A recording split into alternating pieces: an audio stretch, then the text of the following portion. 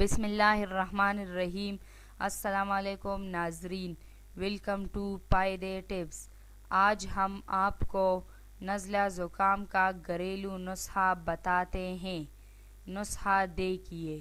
نسخہ نمبر 1، پوست حشاش 6 گرام، بنفشہ 5 گرام، دارچینی 1 گرام۔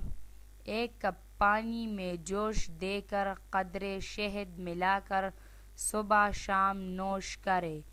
بعض لوگوں میں یہ بکھر کر دائمی نزلہ زکام کی شکل اختیار کر لیتا ہے یا ماحولیاتی فضائی آلودگی کے سبب ناک کے اندرونی جھلی کے ورم سے اکثر پانی بہتا ہے، چھینکیں آتی ہے یا کسی الرجی کے باعث ایسا ہوتا ہے۔ ایسے لوگوں کی ذیل تدبیریں کریں۔ نسخہ نمبر 2، برگ بنفشہ 6 گرام، تہم میتھی 6 گرام، دارچینی 6 گرام۔ آدھے گلاس پانی میں جوش دے کر چھان کر رات سونے سے قبل پی لے۔ 10 یوم تک اس نسخے کے اکثر مفید نتائج سامنے آتے ہیں۔